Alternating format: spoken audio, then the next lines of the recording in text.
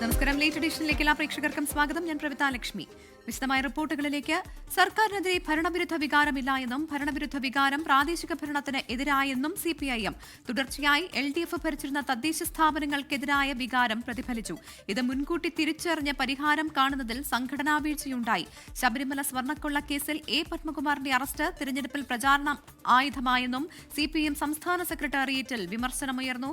R. ശ്രീജിത്താണ് കൂടുതൽ വിശദാംശങ്ങളുമായി ചേരുന്നത്. ശ്രീജിത്ത്, ഇത് സർക്കാരിനെതിരായ ഒരു ഭരണവിരുദ്ധ വികാരം അല്ല എന്ന് പറയുമ്പോൾ ഇത് പ്രാദേശിക തലത്തിൽ മാത്രം ഒതുക്കാനാണോ ഇപ്പോൾ ഇത്തരത്തിലൊരു വിമർശനം ഉയർന്നു വന്നിരിക്കുന്നത്?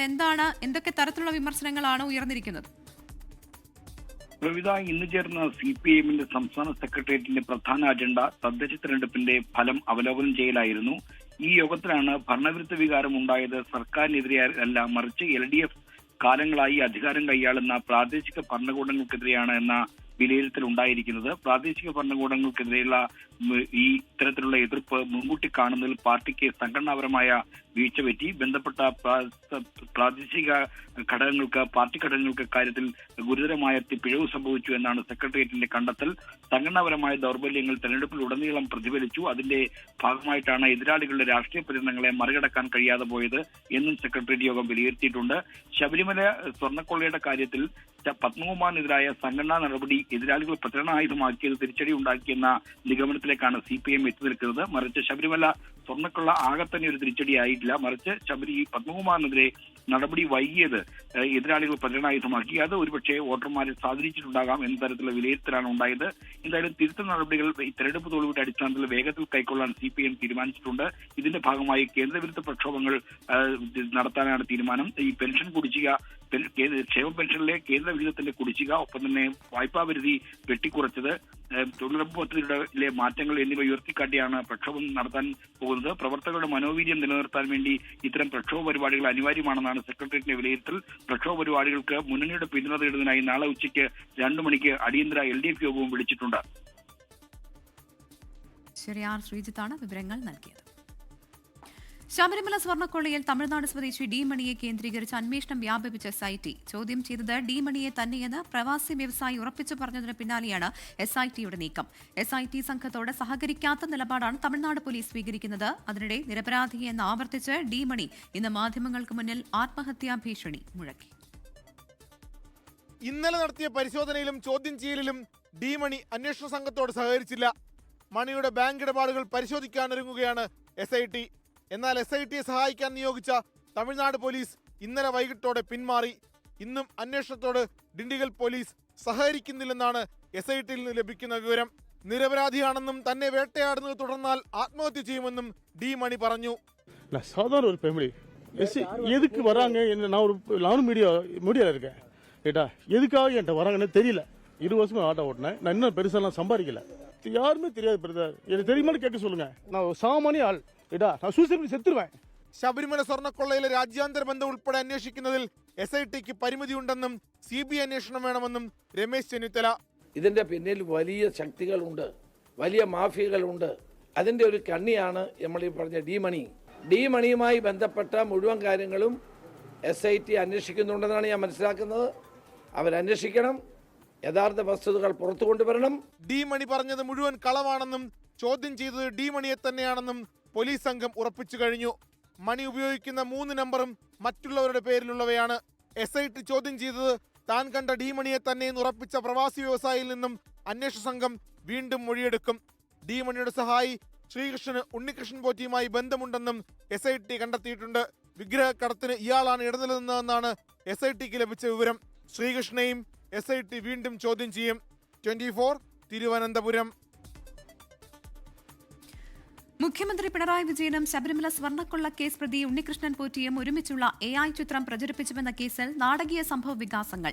കലാപ ആഹ്വാനത്തിന് കേസെടുത്തതിന് പിന്നാലെ കോൺഗ്രസ് നേതാവ് N. സുബ്രഹ്മണ്യനെ വീട്ടിലെത്തി പോലീസ് കസ്റ്റഡിയിലെടുത്തു. പ്രതിഷേധത്തെ തുടർന്ന് പോലീസ് സുബ്രഹ്മണ്യനെ വിട്ടയച്ചു. പിശക് പറ്റിയ ചിത്രം പങ്കുവച്ചത് താനല്ല എന്നും സോഷ്യൽ മീഡിയ കൈകാര്യം ചെയ്യുന്ന ആളാണെന്നും N. സുബ്രഹ്മണ്യൻ പോലീസിന് മൊഴി നൽകി.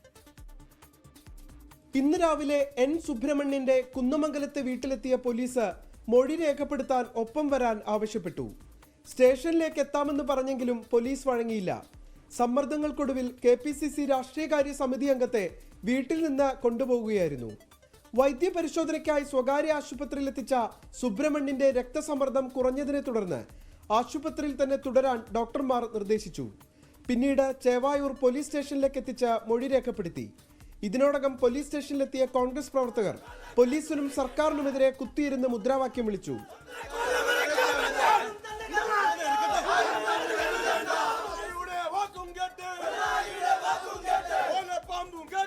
താൻ പോസ്റ്റ് ചെയ്ത 2 ചിത്രങ്ങളും മുഖ്യമന്ത്രിയുടെ ഓഫീസ് പുറത്തുവിട്ട വീഡിയോയിൽ നിന്ന് ക്യാപ്ചർ ചെയ്തതാണെന്ന് സുബ്രഹ്മണ്യൻ പ്രതികരിച്ചു. ആദ്യം ഒരു ഫോട്ടോ പങ്കുവെച്ചത് അപ്പം തന്നെ അതിനകത്ത് എന്തോ അപാകത ഉണ്ട് എന്ന് പറഞ്ഞ് ഞാൻ അപ്പം തന്നെ ഡിലീറ്റ് ചെയ്താണ്. ഡിലീറ്റ് ചെയ്തൊരു പടത്തെക്കുറിച്ച് എന്തിനാ സംസാരിക്കുന്നത്?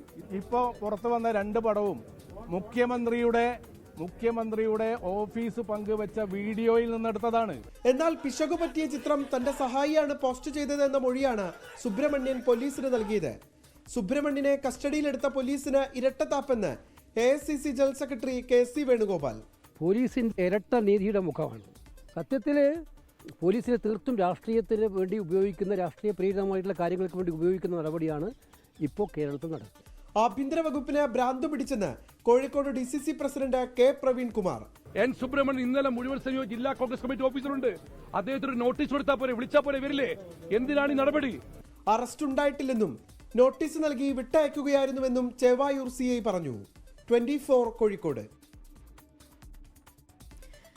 MLA ഓഫീസിനെ ചൊല്ലി MLAയും വാർഡ് കൌൺസിലറും നേർക്കുനേർ. വട്ടിയൂർക്കാവ് MLA VK പ്രശാന്ത് ശാസ്തമംഗലത്തെ ഓഫീസ് ഒഴിയണമെന്ന് കൌൺസിലർ R ശ്രീലേഖ. ഫോണിലൂടെയാണ് ശ്രീലേഖ ഇക്കാര്യം ആവശ്യപ്പെട്ടത്. ഓഫീസ് ഒഴിയാൻ കഴിയില്ല എന്ന് VK പ്രശാന്ത് അറിയിച്ചു. വിവരങ്ങളുമായി അലക്സ് റാം മുഹമ്മദ് തിരുവനന്തപുരത്ത് നിന്ന് ചേരുകയാണ്. അലക്സ്, ഫോണിലൂടെയാണ് ഇക്കാര്യം ശ്രീലേഖ ആവശ്യപ്പെട്ടതെന്നാണ് മനസ്സിലാക്കുന്നത്. ഔദ്യോഗികമായ ഇത്തരത്തിലൊരു ആവശ്യം ഉന്നയിച്ചിട്ടുണ്ടോ? ഓഫീസ് ഒഴിയാൻ കഴിയില്ല എന്ന് VK പ്രശാന്ത് അറിയിച്ചത് ഏത് സാഹചര്യത്തിലാണ്? പ്രവിധ നഗരസഭ, അതായത് തിരുവനന്തപുരം കോർപ്പറേഷൻ ഭരണം BJP പിടിച്ചതിനു പിന്നാലെ അസാധാരണ ആവശ്യവുമായി ശാസ്തമംഗലം വാർഡ് കൗൺസിലർ ശ്രീലേഖ രംഗത്ത് എത്തിയിരിക്കുന്നു എന്നുള്ളതാണ് ഏറ്റവും ശ്രദ്ധേയമായ കാര്യം, പ്രധാനപ്പെട്ട കാര്യം. ഇന്നു രാവിലെയാണ് ഈ ശാസ്തമംഗലം വാർഡ് ഉൾപ്പെടുന്ന തിരുവനന്തപുരം കോർപ്പറേഷൻ ആസ്ഥാനം ഉൾപ്പെടുന്ന നിയമസഭാ മണ്ഡലമായ വട്ടിയൂർക്കാവിനെ പ്രതിനിധീകരിക്കുന്ന VK പ്രശാന്ത് MLAയോട് R ശ്രീലേഖ അങ്ങോട്ട് ഫോണിൽ വിളിച്ചത്. ശാസ്തമംഗലം കൗൺസിലർ കൂടിയ R ശ്രീലേഖ ഫോണിൽ അങ്ങോട്ട് വിളിച്ച് ശാസ്തമംഗലത്തെ VK പ്രശാന്ത് MLAയുടെ ഓഫീസ് ഒഴിയണം എന്ന ആവശ്യം മുന്നോട്ട് വയ്ക്കുന്നത്. ഫോണിലാണ് ഇക്കാര്യം ആവശ്യപ്പെട്ടത്. ഇതിൻ്റെ പ്രധാനപ്പെട്ട കാര്യം, അത് കോർപ്പറേഷൻ കെട്ടിടമാണ്, അതായത് ആ MLA ഓഫീസായി പ്രവർത്തിക്കുന്ന കെട്ടിടം കോർപ്പറേഷൻ കെട്ടിടമാണ്. അതുകൊണ്ട് തന്നെ അത് ഒഴിയേണ്ടതുണ്ട്. ആ കെട്ടിടത്തിൻ്റെ മുൻവശത്ത് സാധാരണ നിലയിൽ കൗൺസിലർമാർക്ക് ഇരിക്കാനുള്ളൊരു സൗകര്യമുണ്ട്. കൗൺസിലർമാർ അവിടെ പ്രവർത്തിച്ചു പോരുന്നു. അതിൻ്റെ പിന്നിലാണ്, അതിൻ്റെ തൊട്ട് പുറകിലാണ് MLA ഓഫീസ് പ്രവർത്തിക്കുന്നത്. എന്നാൽ അത് തനിക്ക് പറ്റിയ സൗകര്യം, തൻ്റെ ഓഫീസായി പ്രവർത്തിക്കാൻ പറ്റിയ സൗകര്യം ആ കെട്ടിടത്തിനുണ്ട് എന്നാണ് R Sreelekha VK പ്രശാന്തിനോട് ചൂണ്ടിക്കാട്ടിയത്. VK Prashant പറഞ്ഞത് മുന്നിലത്തെ കെട്ടിടം ഉപയോഗിക്കാമല്ലോ, നേരത്തെ കൗൺസിലർമാർ ഉപയോഗിക്കും പോലെ എന്ന് പറഞ്ഞപ്പോൾ അത് മതിയാവില്ല, തനിക്ക് കുറച്ചുകൂടി സ്പേസ് ആവശ്യമാണ് എന്നാണ് R ശ്രീലേഖ ആവശ്യപ്പെട്ടത്. പക്ഷേ താൻ കെട്ടിടം ഒഴിയാൻ എന്താണെങ്കിലും തയ്യാറല്ല എന്ന് VK പ്രശാന്ത് MLA R ശ്രീലേഖയ്ക്ക് മറുപടി നൽകി. ഇതിൻ്റെ കരാർ കാലാവധി, അതായത് കഴിഞ്ഞ വാർഡ് കൗൺസിലറാണ് ഈ കെട്ടിടം VK പ്രശാന്ത് MLAയ്ക്ക് വാടകയ്ക്ക് നൽകുന്നത്. ഇതിൻ്റെ വാടക കരാർ കാലാവധി വരുന്ന മാർച്ച് മാസം വരെയുണ്ട്. അതുകൊണ്ട് ആ സമയം വരെ ഒഴിയാൻ സാധിക്കില്ല, അത് കഴിയട്ടെ, കരാർ കാലാവധി കഴിയട്ടെ എന്ന് MLA മറുപടി നൽകുന്നു. പക്ഷേ അത് കഴിഞ്ഞും വീണ്ടും VK പ്രശാന്ത് തന്നെ MLA വന്നാൽ വീണ്ടും ആ ഓഫീസ് തന്നെ അല്ലേ പ്രവർത്തിക്കുക എന്ന് R ശ്രീലേഖയ്ക്ക് സംശയം ഉദിക്കുന്നു. പക്ഷേ തൽക്കാലം ഒഴിയാൻ സൗകര്യമില്ല എന്ന് VK പ്രശാന്ത് മറുപടി നൽകുകയായിരുന്നു. തുടർന്ന് R ശ്രീലേഖ ഫോൺ കട്ട് ചെയ്തു. R ശ്രീലേഖ ഇതുമായി ബന്ധപ്പെട്ട മാധ്യമങ്ങളോട് പ്രതികരിക്കാൻ തയ്യാറായിട്ടില്ല. ഒരുപക്ഷേ അടുത്ത മണിക്കൂറുകളിൽ തിരുവനന്തപുരത്തെ ചുറ്റിപ്പറ്റി ഉണ്ടാകാൻ പോകുന്ന ഏറ്റവും വലിയ രാഷ്ട്രീയ ചർച്ച ഇതുതന്നെയാകും. അതായത് സ്ഥലം MLAയോട് കൗൺസിലർ, അതായത് ശാസ്തമംഗലം കൗൺസിലർ ഓഫീസ് കെട്ടിടം ഒഴിയാൻ ആവശ്യപ്പെടുന്നു. ഇതിൽ ഏറ്റവും പ്രധാനപ്പെട്ട ശ്രദ്ധിക്കേണ്ട ഒരു കാര്യം കൂടിയുണ്ട് പ്രവിധ. അതായത് VV രാജേഷ് നഗരസഭയുടെ മേയറായി സത്യപ്രതിജ്ഞ ചെയ്ത് അധികാരം ഏറ്റെടുത്തതിന് ശേഷം, ചുമതല ഏറ്റെടുത്തതിന് ശേഷം മാധ്യമങ്ങൾക്ക് നൽകിയ പ്രതികരണങ്ങളിൽ ഏറ്റവും പ്രധാനപ്പെട്ട ഒരു പ്രതികരണം കോർപ്പറേഷനിലെ കെട്ടിടങ്ങളെ സംബന്ധിച്ചാണ്. പല കോർപ്പറേഷൻ കെട്ടിടങ്ങളും വാടകയ്ക്ക് നൽകിയിരിക്കുകയാണ്. ആ വാടകയ്ക്ക് നൽകിയിരിക്കുന്ന കെട്ടിടങ്ങൾ അത് തിരിച്ചുപിടിക്കണമെന്നും, അത് കൂടുതൽ, അതായത് കുറഞ്ഞ തുകയ്ക്ക് വാടകയ്ക്ക് നൽകിയിരിക്കുന്ന കെട്ടിടങ്ങളെ കൃത്യമായ തുകയ്ക്ക്, കൂടുതൽ തുകയ്ക്ക് വാടകയ്ക്ക് നൽകുന്നതടക്കമുള്ള കാര്യങ്ങൾ ഈ പുതിയ ഭരണസമിതി ആലോചിക്കുമെന്ന് VV രാജേഷ് നേരത്തെ പ്രഖ്യാപിച്ചിരുന്നു, അല്ലെങ്കിൽ പറഞ്ഞിരുന്നു. അതിന് തൊട്ടു പിന്നാലെയാണ് ഈ ആവശ്യവുമായി R ശ്രീലേഖ രംഗത്ത് വരുന്നതെന്നും ശ്രദ്ധേയമാണ്. എന്താണെങ്കിലും നാളെ ഇതുമായി ബന്ധപ്പെട്ട് VK പ്രശാന്തിന്റെ പ്രതികരണം ലഭിക്കുമെന്ന് പ്രതീക്ഷിക്കുന്നു. R ശ്രീലേഖ ഇതുമായി ബന്ധപ്പെട്ട് മാധ്യമങ്ങളോട് പ്രതികരിക്കാൻ തയ്യാറായിട്ടില്ല. ശരി, എന്തായാലും അലക്സ് സൂചിപ്പിച്ചതുപോലെ തന്നെ തിരുവനന്തപുരത്തെ സംബന്ധിച്ച് ഏറെ പ്രാധാന്യമുള്ള ഒരു വാർത്തയാകാനിടയുള്ള ഒന്നാണിത്. MLA ഓഫീസിനെ ചൊല്ലിയാണ് ഇപ്പോൾ MLAയും വാർഡ് കൗൺസിലറും നേർക്കുനേർ ഏറ്റുമുട്ടുന്നത്. വട്ടിയൂർക്കാവ് MLA VK പ്രശാന്തിനോട് ശാസ്തമംഗലം ഓഫീസ് ഒഴിയണമെന്ന് കൗൺസിലർ R ശ്രീലേഖ ആവശ്യപ്പെടുകയായിരുന്നു. വിശദാംശങ്ങളാണ് അലക്സ് റാം മുഹമ്മദ് നൽകിയത്. പൂരനഗരി കീഴടക്കി പാപ്പാഞ്ഞിമാർ. തൃശൂർ അതിരൂപതയും പൗരാമ്പലിയും ചേർന്ന് നടത്തിയ ബോൺ നതാലയിൽ 15,000-ഓളം ക്രിസ്മസ് പാപ്പമാരാണ് പങ്കെടുത്തത്. കേന്ദ്ര ടൂറിസം മന്ത്രി Gajendra Singh Shekhawat rally flag off ചെയ്തു.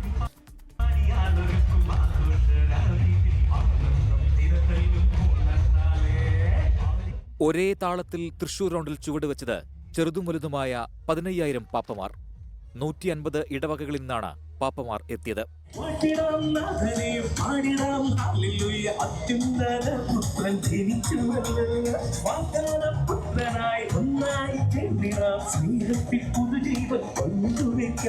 പന്ത്രണ്ടാമത് ബോൺ നത്താലിയുടെ പ്രധാന ആകർഷണം AI ഉപയോഗിച്ചുള്ള നിശ്ചല ദൃശ്യങ്ങളായിരുന്നു. ക്രിസ്മസ് സമ്മാനം വിതരണം ചെയ്യുന്ന സാന്താക്ലോസും കറങ്ങുന്ന ക്രിസ്മസ് ട്രീയും കൗതുകമായി. കേന്ദ്രമന്ത്രി സുരേഷ് ഗോപി, മന്ത്രിമാരായ കെ രാജൻ, ആർ ബിന്ദു എന്നിവർ ഉദ്ഘാടന ചടങ്ങിൽ പങ്കെടുത്തു. 3 ആഴ്ചത്തെ പരിശീലനത്തിനൊടുവിലാണ് ഓരോ ഇടവകകളും ബോൺ നത്താലിയിൽ പങ്കെടുക്കാനെത്തിയത്. ഇനി അടുത്ത വർഷത്തിനായുള്ള കാത്തിരിപ്പാണ്.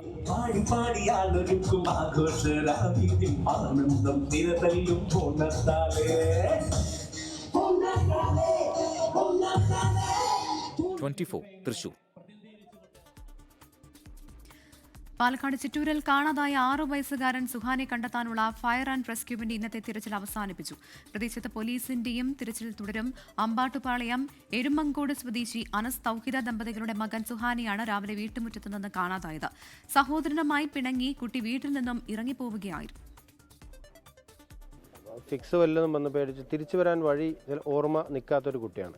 അപ്പോൾ അങ്ങനെ ഒരു ഫിക്സ് വല്ലതും വന്ന് അങ്ങനെ എവിടെയെങ്കിലും മയങ്ങിക്കിടക്കാനും ഒരു സാധ്യതയുണ്ട്. കാരണം ഡോഗ് സ്ക്വാഡ് പരിശോധിച്ച സ്ഥലങ്ങളിലും ഡോഗ് സ്ക്വാഡ് ചെന്ന സ്ഥലത്തെല്ലാം ഫയർ ആൻഡ് റെസ്ക്യൂ പരിശോധിച്ചിരുന്നു. അവിടെയൊന്നും കാണാത്തത് കൊണ്ട് ഇനിയൊരു പോസിബിലിറ്റി ഇതാണ്, ഫിക്സ് വരാൻ സാധ്യതയുള്ള കുട്ടിയായതുകൊണ്ട് പേടിച്ചിട്ട് ഇങ്ങനെ ഫിക്സ് വല്ലതും വന്ന് എവിടെയെങ്കിലും മയങ്ങിക്കിടക്കാനൊരു സാധ്യതയാണ് ഇനി നോക്കാനുള്ളത്. ഇനിയിപ്പോൾ ഏതായാലും ഫയർ ആൻഡ് റെസ്ക്യൂവിൻ്റെ ഇന്നത്തെ സെർച്ച് കഴിഞ്ഞു. ഇനിയിപ്പോൾ പോലീസ് ഡിപ്പാർട്ട്മെൻറ്റാണ് ചെയ്യുന്നത്. അപ്പോൾ അത് എന്തായാലും ശുഭപ്രതീക്ഷയിലാണ്. ഇതുപോലെ എവിടെയെങ്കിലും ഫിക്സ് വന്ന് കുട്ടി തളർന്ന് വീണ് കിടക്കുന്നുണ്ടാവും എന്നുള്ളൊരു പ്രതീക്ഷയിലാണ് ഇപ്പോൾ ഇരിക്കുന്നത്.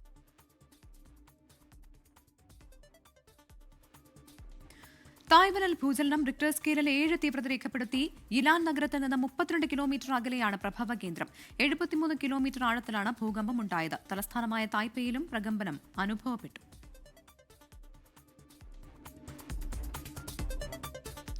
പൗരത്വ രേഖയായി കണക്കാക്കിയുള്ള നേറ്റിവിറ്റി കാർഡുകളുടെ വിതരണത്തിന് ക്യാമ്പുകൾ സംഘടിപ്പിക്കാൻ സർക്കാർ. വില്ലേജ് അടിസ്ഥാനത്തിൽ ക്യാമ്പുകൾ സംഘടിപ്പിച്ച് നേറ്റിവിറ്റി കാർഡുകൾ നൽകണം എന്നാണ് നിർദ്ദേശം. എന്നാൽ അപേക്ഷയിൽ അന്വേഷണം കൂടാതെ നേറ്റിവിറ്റി കാർഡുകൾ വിതരണം ചെയ്യുന്നതിനോട് റവന്യൂ വകുപ്പ് വിയോജിപ്പ് അറിയിച്ചിട്ടുണ്ട്. കാർഡിന് നിയമപരമായ പിൻബലം നൽകുന്നതിനുള്ള ബിൽ അടുത്ത നിയമസഭാ സമ്മേളനത്തിൽ അവതരിപ്പിക്കും.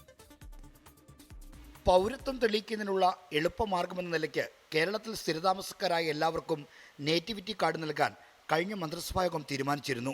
ഈ സർക്കാരിൻ്റെ കാലാവധിക്കകം തന്നെ കാർഡുകൾ വിതരണം ചെയ്യാനാണ് പദ്ധതി. ജനനത്തീയതിക്ക് പുറമെ Aadhaar number, pan number, mobile number എന്നിവയും കാർഡിൽ ഉൾപ്പെടുത്തും. വില്ലേജ് തലത്തിൽ പ്രത്യേക ക്യാമ്പുകൾ സംഘടിപ്പിച്ച് നേറ്റിവിറ്റി കാർഡുകൾ വിതരണം ചെയ്യാനാണ് നിർദ്ദേശം. എന്നാൽ നിയമപരമായ പിൻബലം ഉറപ്പാക്കി നൽകുന്ന കാർഡ് ക്യാമ്പിൽ അപേക്ഷ സ്വീകരിച്ച് അപ്പോൾ തന്നെ നൽകുന്ന നിർദ്ദേശത്തിൽ റവന്യൂ വകുപ്പിന് ആശങ്കയുണ്ട്. അപേക്ഷ സ്വീകരിക്കുകയും സംസ്ഥാനത്ത് സ്ഥിരതാമസക്കാരനാണോ എന്നത് അന്വേഷിച്ച് ബോധ്യപ്പെടുകയും ചെയ്യാതെ കാർഡ് നൽകുന്നതിലാണ് ആശങ്ക. വിദേശത്ത് ജനിച്ചവരാണെങ്കിലും കേരളത്തിൽ സ്ഥിരതാമസമാണെങ്കിൽ നേറ്റിവിറ്റി കാർഡിന് അർഹതയുണ്ടാകും. അവരുടെ അച്ഛനോ അമ്മയോ കേരളീയരായിരിക്കണമെന്നതാണ് നിബന്ധന. ഇത്തരം കാര്യങ്ങളിൽ വില്ലേജ് തലത്തിൽ അന്വേഷണം നടത്താതെ കാർഡുകൾ വിതരണം ചെയ്യുന്നത് അപകടകരമാണെന്നാണ് റവന്യൂ വകുപ്പിലെ ഉന്നത ഉദ്യോഗസ്ഥർ ചൂണ്ടിക്കാട്ടുന്നത്. എന്നാൽ മാർച്ച് 30-നകം തന്നെ നേറ്റിവിറ്റി കാർഡ് വിതരണം പൂർത്തിയാക്കണമെന്നാണ് സർക്കാരിൻ്റെ താല്പര്യം. അന്വേഷണം നടത്തി കാർഡ് വിതരണം ചെയ്യാനിരുന്നാൽ താമസമുണ്ടാകാനിടയുണ്ട്. അതുകൊണ്ട് തന്നെ അന്വേഷണം നടത്തി കാർഡ് നൽകണമെന്ന റവന്യൂ വകുപ്പിൻ്റെ ആവശ്യം സ്വീകരിക്കപ്പെടുമെന്ന് ഉറപ്പില്ല. നേറ്റിവിറ്റി കാർഡിന് നിയമപരമായ പിൻബലം ഉറപ്പാക്കുന്നതിനായി നിയമനിർമ്മാണം നടത്താൻ മന്ത്രിസഭ തീരുമാനിച്ചിരുന്നു. നിയമനിർമ്മാണ നടപടികൾ നിയമസഭയുടെ ബജറ്റ് സമ്മേളനത്തിന് അവതരിപ്പിക്കാനാണ് ധാരണ. ആർ ശ്രീജിത്ത്, 24, തിരുവനന്തപുരം. സംസ്ഥാനത്ത് ത്രിതല പഞ്ചായത്തിലെ അധ്യക്ഷ തിരഞ്ഞെടുപ്പിൽ വൻ ട്വിസ്റ്റുകൾ. തൃശൂർ മറ്റത്തൂർ പഞ്ചായത്തിൽ കോൺഗ്രസ് അംഗങ്ങൾ രാജിവെച്ച് BJPയെ പിന്തുണച്ചു. ഇരട്ടി ഭൂരിപക്ഷമുണ്ടായിട്ടും തിരുവനന്തപുരം നാവായിക്കുളം പഞ്ചായത്തിൽ UDFന്റെ ഔദ്യോഗിക സ്ഥാനാർത്ഥി പരാജയപ്പെട്ടു. 3 പഞ്ചായത്തുകളിൽ SDPI UDFന് പിന്തുണ നൽകി. പാർട്ടി നിർദ്ദേശത്തിന് പിന്നാലെ 2 ഇടങ്ങളിൽ പ്രസിഡന്റുമാർ രാജിവെച്ചു. തിരുവനന്തപുരം നാവായിക്കുളം പഞ്ചായത്തിലെ അട്ടിമറി UDFിനെ ഞെട്ടിക്കുന്നതായിരുന്നു. പാർട്ടിക്കുള്ളിലെ ഗ്രൂപ്പ് തർക്കത്തെ തുടർന്നാണ് ഇരട്ടി ഭൂരിപക്ഷമുണ്ടായിട്ടും ഔദ്യോഗിക സ്ഥാനാർത്ഥി പരാജയപ്പെട്ടത്. തൃശൂർ മറ്റത്തൂരിൽ കോൺഗ്രസിന്റെ 8 അംഗങ്ങൾ പാർട്ടിയിൽ നിന്ന് രാജിവെച്ചാണ് BJPയുമായി സഖ്യമുണ്ടാക്കി ഭരണത്തിലെത്തിയത്. സംഭവത്തിൽ 2 പ്രാദേശിക നേതാക്കളെ പ്രാഥമിക അംഗത്വത്തിൽ നിന്ന് കോൺഗ്രസ് പുറത്താക്കി.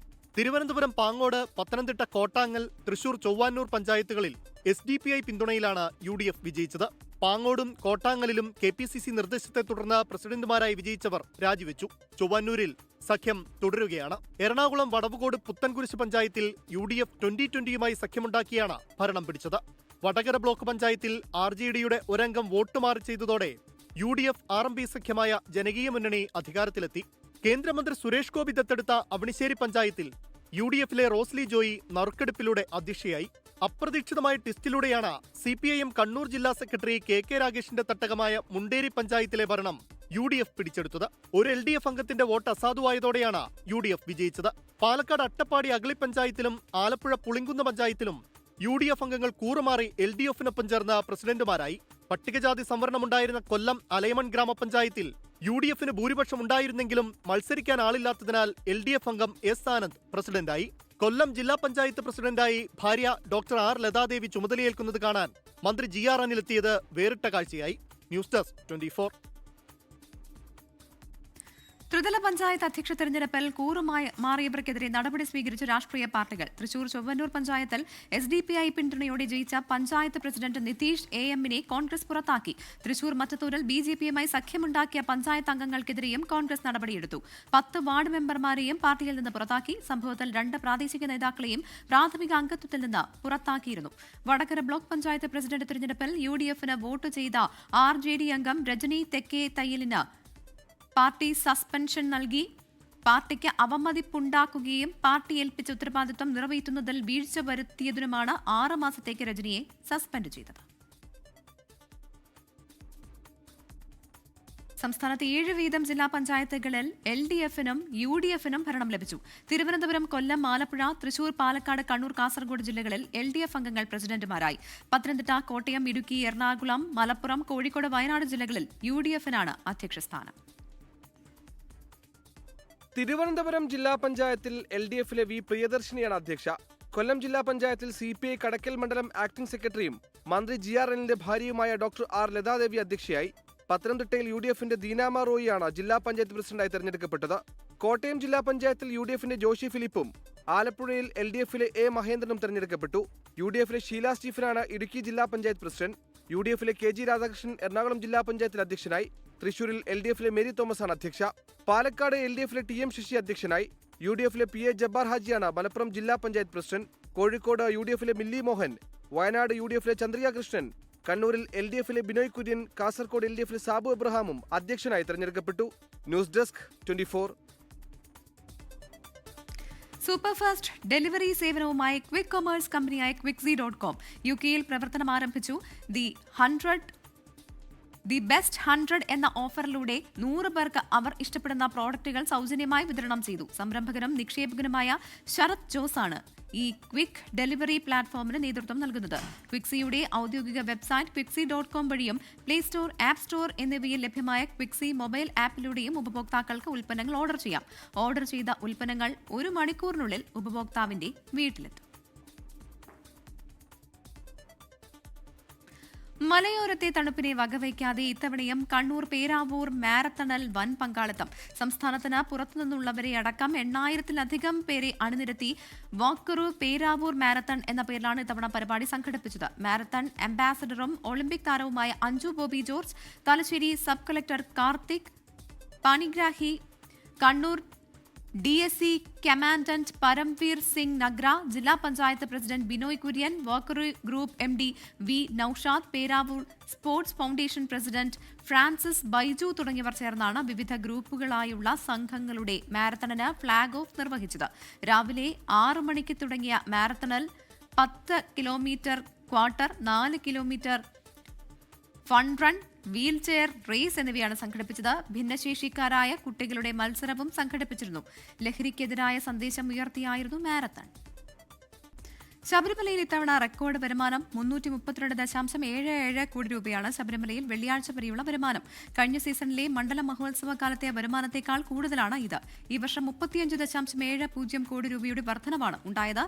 കാണിക്കയായി 83.17 കോടി ലഭിച്ചു. കഴിഞ്ഞ വർഷത്തെ ആകെ വരുമാനം 297.06 കോടിയായിരുന്നു. മണ്ഡലകാലമായ 40 ദിവസത്തിൽ 30 ലക്ഷത്തിലേറെ ഭക്തർ ദർശനം നടത്തിയതായി ദേവസ്വം ബോർഡ് അറിയിച്ചു. പുതുക്കിയ തൊഴിലുറപ്പ് ഭേദഗതി ബിൽ VBG റാംജിക്കെതിരെ രാജ്യവ്യാപക പ്രതിഷേധം സംഘടിപ്പിക്കാൻ കോൺഗ്രസ് പ്രവർത്തക സമിതി യോഗത്തിന്റേതാണ് തീരുമാനം. തൊഴിലുറപ്പ് പദ്ധതി അട്ടിമറിച്ചത് പാവപ്പെട്ടവന്റെ വയറ്റത്ത് അടിച്ചാണെന്ന് AICC അധ്യക്ഷൻ മല്ലികാർജ്ജുൻ ഖർഗെ വിമർശിച്ചു. VBG റാംജി നിയമത്തിന്റെ ഉപഭോക്താവ് അദാനി എന്നായിരുന്നു രാഹുൽ ഗാന്ധിയുടെ പ്രതികരണം. പാർലമെന്റ് ശീതകാല സമ്മേളനത്തിന് ശേഷമുള്ള പ്രവർത്തക സമിതി യോഗമാണ് ഡൽഹി ഇന്ദിരാഭവനിൽ ചേർന്നത്. VBG റാംജി, തീവ്ര വോട്ടർ പട്ടിക പരിഷ്കരണം, ക്രിസ്മസ് ആഘോഷങ്ങൾക്കിടയിലെ അക്രമ സംഭവങ്ങൾ തുടങ്ങിയ വിഷയങ്ങൾ ചർച്ചയായി. യോഗത്തിൽ കേന്ദ്ര സർക്കാരിനെതിരെ അധ്യക്ഷൻ മല്ലികാർജ്ജുൻ ഖർഗെയുടെ രൂക്ഷ വിമർശനം. VBG റാംജി രാഷ്ട്രപിതാവ് മഹാത്മാഗാന്ധിയുടെ ആശയങ്ങളെ ഉന്മൂലനം ചെയ്യാനുള്ള സംഘപരിവാർ ശ്രമത്തിന്റെ വിജയമെന്നും നടന്നത് പാവപ്പെട്ടവരുടെ വയറ്റത്തടിയെന്നും AICC അധ്യക്ഷൻ. ക്രിസ്മസ് ദിനത്തിലെ ആക്രമണങ്ങളെയും അപലപിച്ച് ഖർഗെ. ദരിദ്രരെ കൂടുതൽ ബുദ്ധിമുട്ടിക്കുന്ന നടപടികളാണ് പ്രധാനമന്ത്രിയുടെ ഓഫീസ് സ്വീകരിക്കുന്നത്.